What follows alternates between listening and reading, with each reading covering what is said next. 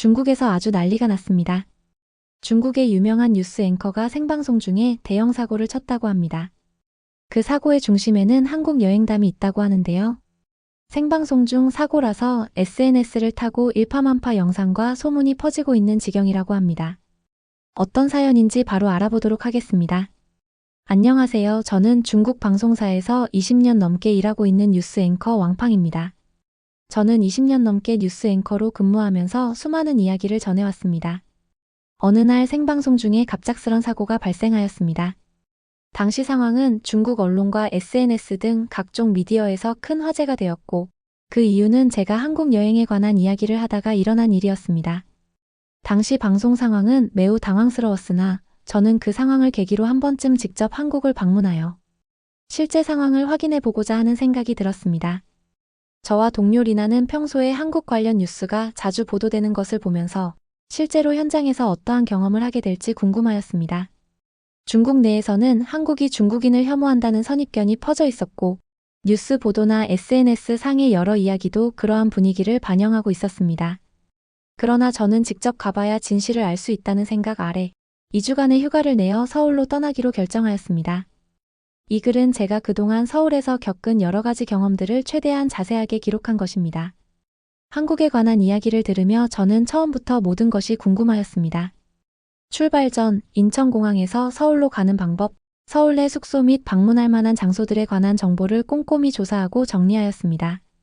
비록 뉴스에서는 한국에 대해 부정적인 이야기들이 많이 보도되고 있었지만 저는 실제로 직접 확인해보고자 하는 마음으로 준비에 임하였습니다.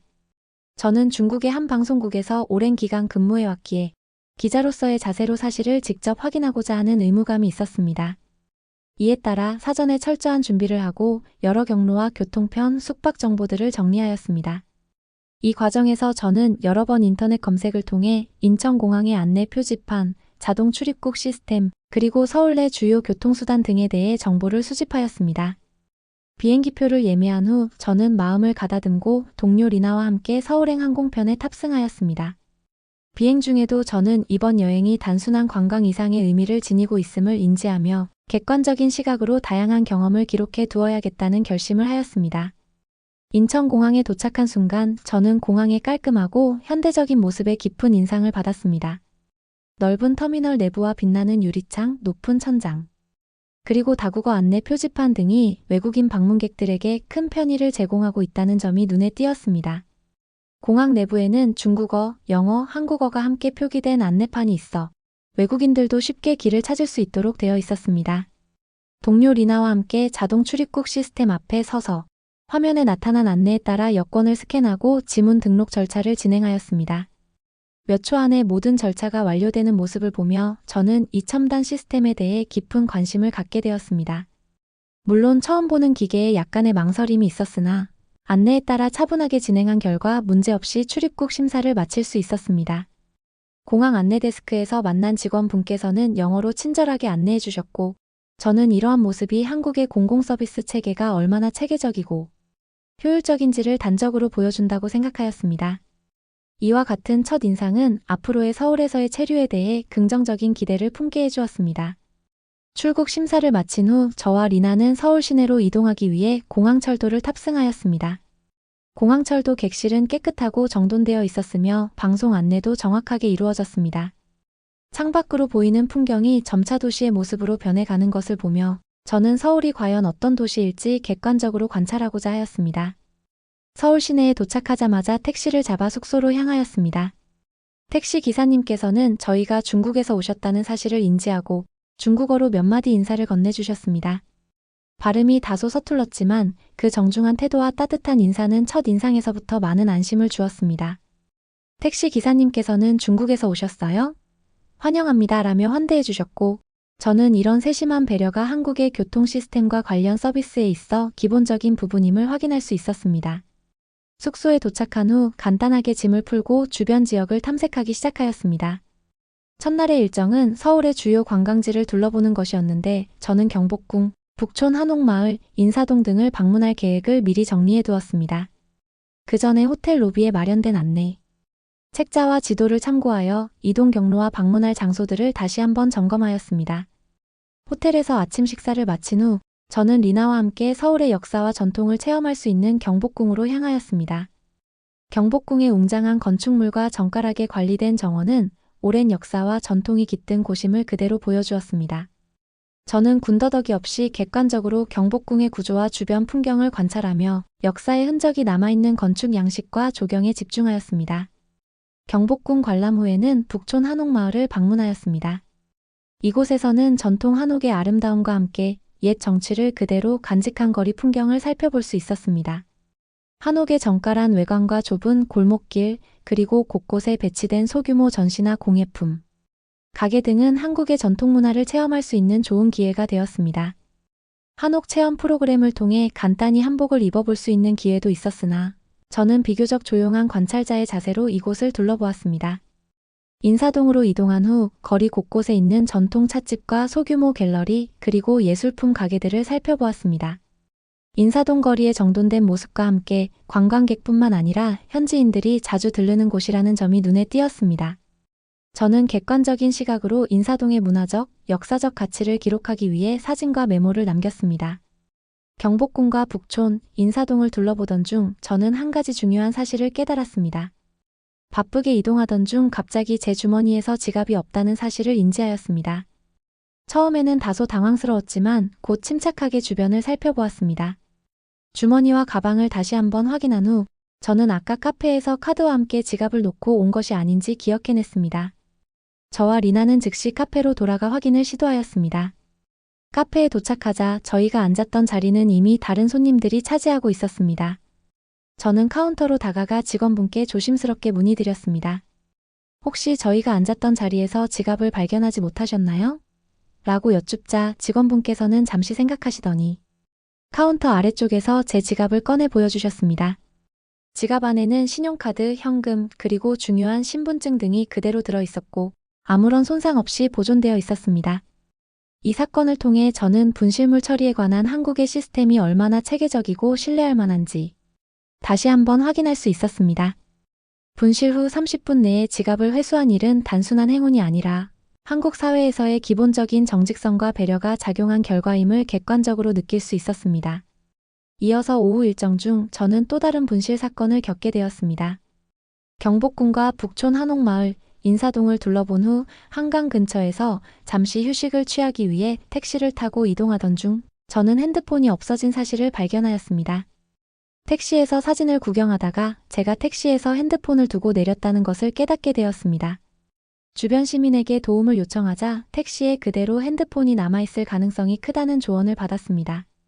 이에 따라 저는 경찰서에 가서 분실 신고 및 도움을 요청하기로 결정하였습니다.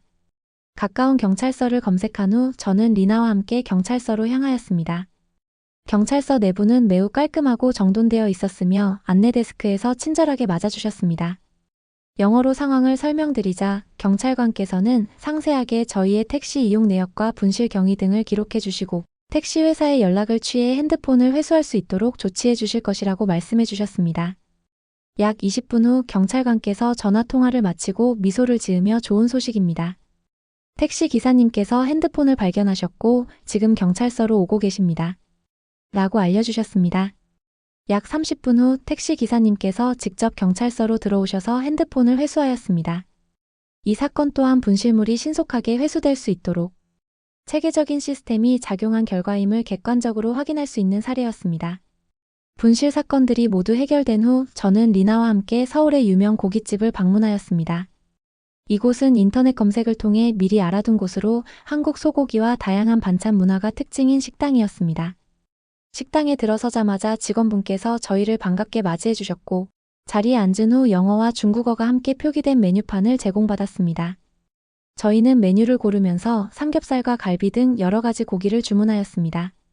주문 후 식당에서는 고기를 직접 구워 먹을 수 있도록 테이블 중앙에 숯불 그릴을 준비해 주셨습니다. 저는 처음에는 직접 고기를 굽는 방식에 다소 망설임이 있었으나 직원분의 안내에 따라 조리 방법과 쌈 싸는 방법을 배우게 되었습니다. 식당 내부는 넓고 깔끔하였으며 다른 테이블에서도 직원분들이 손님들을 세심하게 도와주고 있는 모습을 확인할 수 있었습니다. 고기가 구워지는 동안 직원분께서는 적절한 타이밍에 고기를 뒤집어 주시거나 작게 잘라 쌈을 싸는 방법을 시범 보여주셨습니다. 저는 단순히 음식의 맛을 확인하는 것보다는 이 과정에서 나타난 서비스 정신과 체계적인 운영 방식을 객관적으로 관찰하였습니다. 식사가 진행되는 동안 저는 음식의 맛과 질에 대해 평가하기보다는 한국의 외식 문화가 어떻게 체계적으로 운영되는지를 기록하는 데 집중하였습니다.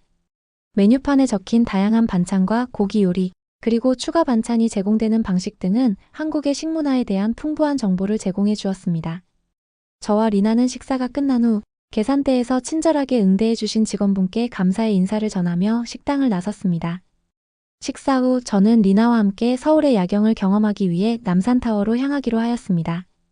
먼저 서울 시내에서 버스를 이용하여 남산타워 근처 정류장까지 이동하였습니다. 버스 정류장에서 대기하는 동안 저는 서울의 도심 모습과 정돈된 거리, 풍경을 다시 한번 주의 깊게 관찰하였습니다. 버스에 탑승한 후 창밖으로 보이는 네온 사인과 높은 빌딩들이 만드는 야경을 객관적으로 기록하였습니다.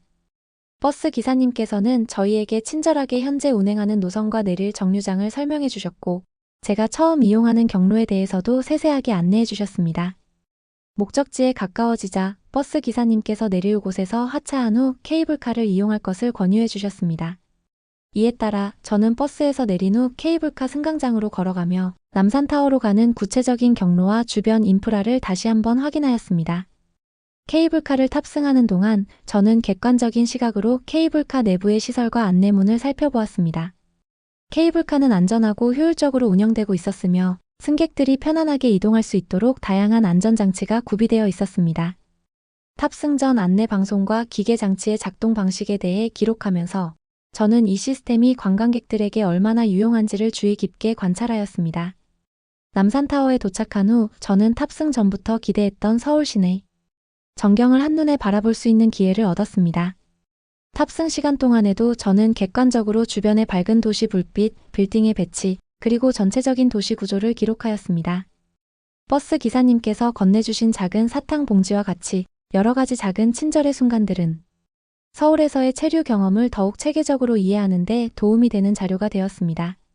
남산타워에서 내려 도시 전경을 바라보며 저는 서울의 야경이 단순히 아름답다는 평가보다는 도시관리와 공공서비스 체계의 결과임을 객관적으로 분석해 보았습니다. 거리의 청결함과 사람들의 질서 있는 움직임은 단순한 감탄을 넘어서 서울시가 지속적으로 유지해온 관리체계의 결과임을 인지하게 하였습니다. 저는 남산타워 전망대에서 제공되는 안내문과 전시자료를 참고하여 서울의 야경이 가지는 의미와 그 이면의 도시계획에 관한 정보를 수집하였습니다. 이를 통해 저는 단순한 미적 감상을 넘어서 서울의 도시경관이 어떤 역사적, 사회적 배경을 가지고 있는지에 대해 객관적으로 정리하였습니다. 남산타워에서 내려 호텔로 돌아가는 길, 저는 오늘 하루 동안 겪은 여러 가지 사건들을 다시 한번 점검하였습니다. 분실된 지갑과 핸드폰이 회수된 사건, 고깃집에서의 외식 문화체험, 그리고 버스와 케이블카를 이용한 교통체험 등 모든 경험들이 서울에서의 생활과 관련하여 매우 체계적이고 신뢰할 수 있는 시스템 아래 이루어졌음을 확인할 수 있었습니다. 저는 이러한 체험들을 객관적인 자료로 기록해 두어 향후 한국과 중국 간의 문화적, 미디어적 인식 차이를 분석하는 데 참고 자료로 삼기로 하였습니다. 서울에서의 체류 중 저는 한국의 주요 방송국 중 한 곳을 방문할 기회를 얻었습니다. 이번 방문은 한국 방송인의 시각을 직접 들어보고 한중 관계에 관한 미디어 보도의 차이를 비교해보기 위한 목적으로 진행되었습니다. 방송국에 도착한 후 저는 미리 연락을 취해둔 방송국 국장님과의 약속에 맞추어 내부 투어와 인터뷰를 진행하였습니다. 방송국 로비에서 신원 확인을 마친 후 안내원의 도움을 받아 국장님 사무실로 들어갔습니다. 사무실 내부에는 다양한 상장과 인증서, 그리고 여러 방송 대본들이 정리되어 있었으며 이는 한국 방송 시스템이 얼마나 체계적으로 운영되고 있는지를 보여주었습니다. 국장님과의 인터뷰에서는 제가 중국에서 자주 접하는 한국은 중국인을 싫어한다는 선입견에 대해 질문을 드렸습니다. 국장님께서는 모든 미디어는 특정 시각을 가지고 있으며 보도와 실제 사람들의 생각은 다를 수 있다라고 설명해 주셨습니다.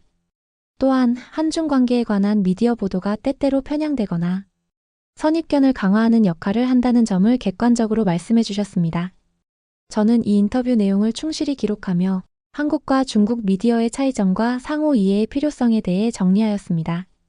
인터뷰가 끝난 후 국장님께서는 방송국 투어를 진행해 주셨습니다. 스튜디오, 편집실, 뉴스룸 등 방송국 내부의 여러 시설을 둘러보면서 저는 각 부서의 체계적인 운영 방식과 협업 구조에 대해 관찰하였습니다. 특히 현장 기자들과 스태프들이 전문적인 자세로 업무에 임하는 모습은 한국 미디어가 갖추고 있는 높은 수준의 전문성을 객관적으로 보여주었습니다. 방송국 투어 후 저는 인터뷰와 관련된 내용들을 다시 한번 정리하고 이를 객관적인 기록물로 남기기 위해 메모와 사진을 통해 자료를 수집하였습니다.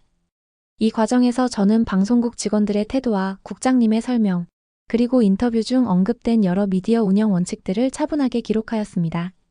방송국 방문 후 저는 다시 한번 서울 시내를 돌아보기로 하였습니다. 이번에는 기존의 역사적인 관광지 외에도 현대적인 문화와 예술이 공존하는 다양한 장소들을 직접 체험해보고자 하였습니다. 우선 서울의 중심가에 위치한 여러 쇼핑 거리와 문화예술 공간들을 방문하였습니다. 명동, 강남, 동대문 등 여러 번화가를 걸으며 거리의 정돈된 모습과 함께 다양한 상점들의 진열 방식, 그리고 시민들이 질서 있게 이동하는 모습을 객관적으로 관찰하였습니다. 저는 특히 이곳에서의 상업적 공간, 운영 방식과 공공 서비스의 질에 주목하여 정리된 메모와 사진 자료를 남겼습니다. 또한 서울 곳곳에 마련된 전시회나 문화행사가 열리는 장소들도 방문하였습니다. 갤러리와 전시 공간에서는 현대 미술 작품과 전통 예술이 조화를 이루고 있었으며 방문객들은 작품 앞에서 조용히 감상하는 모습을 보였습니다. 저는 이러한 문화 공간들이 시민들에게 제공하는 예술적 경험이 어떻게 체계적으로 지원되고 있는지를 확인하였습니다. 서울 시내의 다양한 경험 중 한 가지로 저는 여러 카페와 소규모 음식점들을 방문하여 각 업소의 내부 인테리어와 서비스 방식을 주의 깊게 살펴보았습니다. 한 카페에서는 원목 인테리어와 은은한 조명이 만들어내는 아늑한 분위기가 인상적이었으며 주문 후 제공되는 서비스가 체계적으로 이루어지는 모습을 확인하였습니다. 이와 같이 저는 서울의 다양한 외식 및 문화 공간을 통해 도시 전반의 관리 체계와 서비스 문화가 얼마나 체계적인지를 객관적으로 기록하였습니다. 서울에서의 첫 며칠 동안 저는 객관적인 관찰과 기록을 중심으로 체계적으로 자료를 수집하였습니다. 분실 사건, 교통체험, 고깃집 외식, 방송국 방문, 그리고 문화, 공간 체험 등 여러 가지 사건들은 모두 서울이라는 도시가 가진 체계적인 운영 방식과 시민들의 정직함, 그리고 서비스의 품질을 증명하는 자료로 남았습니다. 저는 이 모든 경험들을 하나하나 기록하면서 단순히 감탄이나 개인적 소감을 넘어서 보다 객관적인 데이터를 수집하고자 하였습니다. 예를 들어 분실된 지갑과 핸드폰이 신속하게 회수된 과정은 한국의 분실물 처리 시스템이 얼마나 철저한지를 보여주는 대표적인 사례였습니다. 또한 고깃집에서의 식사 과정에서 여러 차례 보여진 직원분들의 세심한 배려는 한국 외식업계의 체계적인 서비스 매뉴얼이 잘 적용되고 있음을 객관적으로 입증하는 자료였습니다. 저는 이 모든 체험들을 정리한 후 향후 방송 자료나 보도에 참고할 수 있도록 체계적인 리포트로 작성할 계획이었습니다. 특히 한국과 중국 간의 문화적, 미디어적 인식 차이에 관한 분석 자료로 활용하기 위해 각 사건의 시기, 장소, 관련 인물들의 역할 등을 세밀하게 기록해 두었습니다. 이를 통해 단순히 좋다 혹은 나쁘다라는 평가를 넘어서 구체적인 사실과 데이터를 기반으로 한 비교 분석이 가능하도록 하였습니다. 서울에서의 마지막 날, 저는 남산타워 주변에서 다시 한번 서울의 전경을 감상하고 이 도시가 가진 다양한 면모를 종합적으로 재확인하는 시간을 가졌습니다. 남산타워에 도착하기 전 버스를 이용하여 이동하는 과정에서 저는 이미 여러 차례 기록해둔 사진과 메모들을 다시 한번 검토하였습니다. 버스에서 내린 후 케이블카 승강장에서 탑승 준비를 하면서 저는 탑승 전 안내문과 기계 작동 방식을 주의 깊게 확인하였습니다. 케이블카에 탑승한 후 남산타워에 도착하여 서울 시내 전경을 한눈에 바라볼 수 있었습니다. 탑승 중 버스 기사님께서 건네주신 작은 사탕 봉지는 단순한 기념품 이상의 의미를 갖는 자료로 기록하였습니다. 남산타워 전망대에서 내려 저는 서울 전경을 객관적으로 관찰하며 도시 계획과 공공서비스 체계가 어떻게 구현되고 있는지를 다시 한번 확인하였습니다. 높은 빌딩들과 질서 있게 정리된 거리, 그리고 밝게 빛나는 도시 불빛들은 서울이 단순한 관광 도시를 넘어 체계적인 도시 관리와 공공 행정이 잘 이루어지는 모범적인 사례임을 증명하는 자료였습니다. 남산타워에서 내려 호텔로 돌아가는 길, 저는 이번 여행의 전 과정을 차분하게 정리하면서 각 사건들이 단순한 우연이 아니라 한국 사회의 체계적인 시스템 아래 이루어진 것임을 객관적으로 기록해 두었습니다. 이 과정에서 저는 분실 사건, 고깃집 외식, 대중교통 이용, 방송국 방문 등 모든 경험을 하나의 종합 자료로 만들기 위해 각 경험의 시점과 장소, 관련 인물들의 구체적인 발언과 행동들을 세밀하게 기록해 두었습니다. 서울에서의 체류를 마치고 중국으로 돌아온 후 저는 이번 경험을 바탕으로 여러 자료들을 정리하였습니다. 방송국에서의 인터뷰와 투어, 그리고 서울 내 여러 분실 사건과 교통, 체험 등은 모두 향후 보도 자료나 미디어 분석 자료로 활용할 계획입니다. 한국에서의 경험을 잊지 못할 것이며 한국과 중국이 끈끈하게 맺어지도록 다리 역할을 충실히 할 수 있는 앵커가 되도록 하겠습니다. 감사합니다.